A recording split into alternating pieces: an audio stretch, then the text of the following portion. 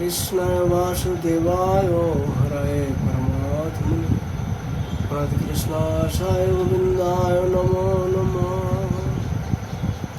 श्रीमद्भागवत महापुराण के श्री गुरु महाराज राधा कृष्ण भगवान की जय, गिरिराज धरण की जय। जय जय श्री राधे। आज हमारे राधा कृष्ण जी का कृपा से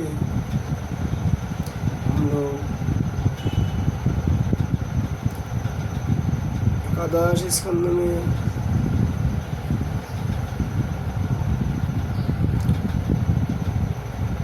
साधु संग महिमा उद्धव जी का साथ भगवान श्री कृष्ण वर्णन किया है।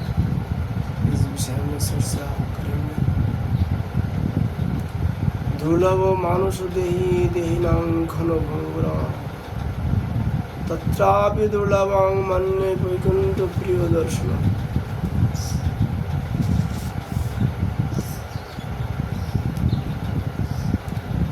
जीवों के लिए मनुष्य शरीर का प्राप्त होना दुर्लभ है।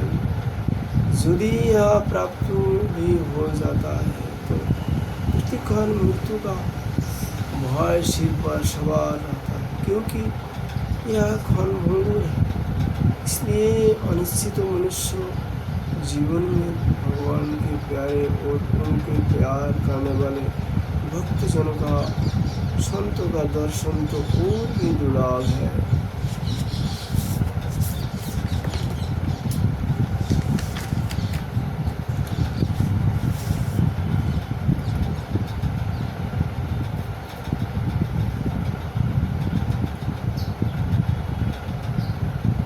भगवान बोले न रोदजति मां जोगो न सांख्यं धर्म एव च न साध्याय जस्तुपस्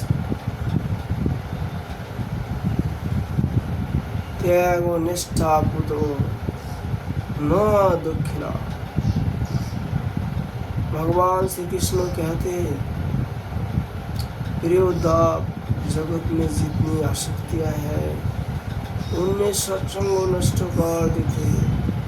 यही कारण है कि असत्संग जिस प्रकार मुझे वश में कर लेता है वैसे साधन न योग है, न सांख्य, न धर्म पर, न तपस्या इष्टापुत और दक्षिणा से में वही सब प्रसन्न नहीं होता। कहाता है कहूँ व्रतो जगो वेर तीर्थ और जाम नियम भी सत्संग के समान मुझे वश में करने में समर्थ नहीं है।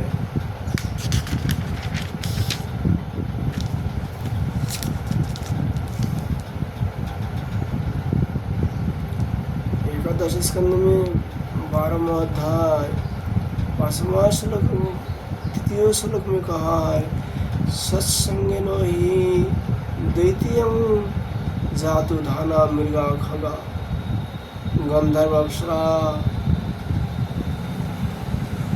गंधर्व अप्सरसु नागं सिद्धार्थ शरणा गुणुज्जुका।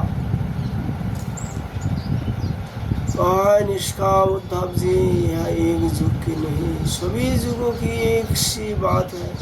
सत्संग द्वारा ही दैत्य राक्षस पशु पंछी गंधर्व अप्सरा नाग सिद्धो चरण गंधर्व बुज्जोग विद्याधरों की मेरी प्राप्ति हुई।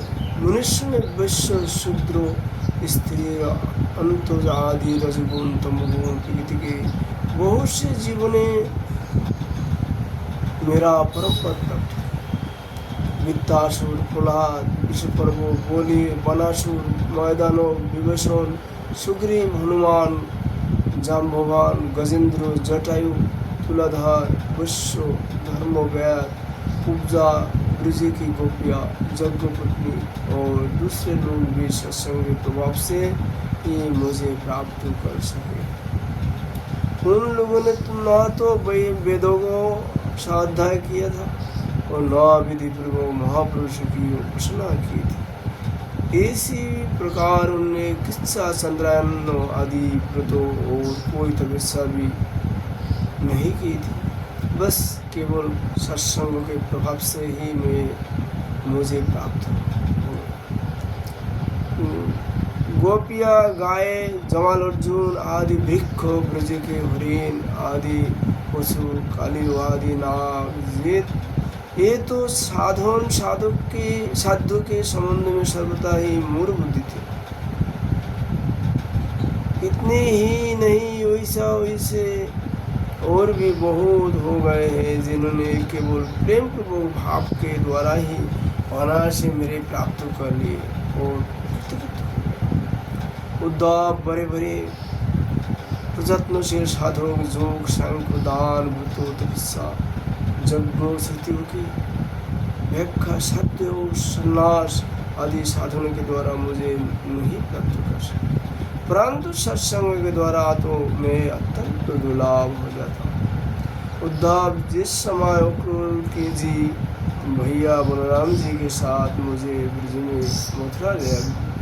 ब्रज से मथुरा में ले आए, उस समय गोपियों का हृदय गाढ़ प्रेम के कारण मेरे अनुराग के रंग में रंगा हुआ था। मेरे वियोग की तीव्र व्याधि से वे दुखी हो रहे थे और मेरे अतिरिक्त तो कोई भी दूसरी वस्तु उन्हें सुख करो नहीं जान पड़ती थी। तुम जानते हो कि मैं ही उन एकमात्र प्रियतम हूँ। जब मैं वृंदावन में था तब उनने बहुत सी रात्रियों में राशि की रात्रियाँ मेरे साथ आधे खंड के समान बिताई दी थी, परंतु प्यारे उद्धव मेरे बिना वे ही रात्रि उनके लिए एक कल्प के समान हो गई। जैसे बड़े बड़े ऋषि मुनि समाधि में स्थिति होकर तथा गंगा आदि बड़े बड़े नदी समुद्र में मिलकर अपने नाम रूप खो देते, वैसे ही वे गोपियाँ परम प्रेमों के द्वारा मुझ में इतना तन्मय हो गई थी कि उन्हें लोक परलोक स्वर्गलोक और अपने कहलाने वाले पुत्र आदि को भी सूझबूझ नहीं रहा थी। उद्धव उन गोपियों बहुत सी तो ऐसी थी जो मेरी वास्तविक स्वरूप के नहीं जानती थी। वे मुझे भगवान न जानकर केवल प्रियतम ही समझती थी और जार भाव से मुझसे मिलने की आकांक्षा किया करती थी। उन साधनहीन सैकड़ों हजारों अबलाओं ने केवल संगों के प्रभाव से ही मुझे परम ब्रह्म परमात्मा को प्राप्त कर दिया। इसलिए उद्धव तुम श्रुति स्मृति विधि निषेध विभित्ति निवृत्ति और सुनाए योग्य तथा सुने हुए विषय का भी परित्याग करके सर्वत्र मेरा ही भावना करते हुए समस्त प्राणी के आत्मस्वरूप मुझे एक ही शरण संपन्न रूप से ग्रहण करो, क्योंकि मेरा शरण में आ जाने से पुत्र सर्वदा निर्वाह हो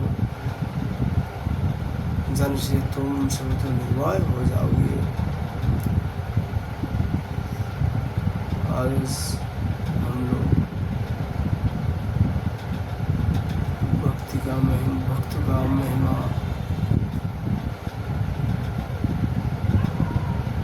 का वर्णन है विश्राम देता हूँ। राधे राधे।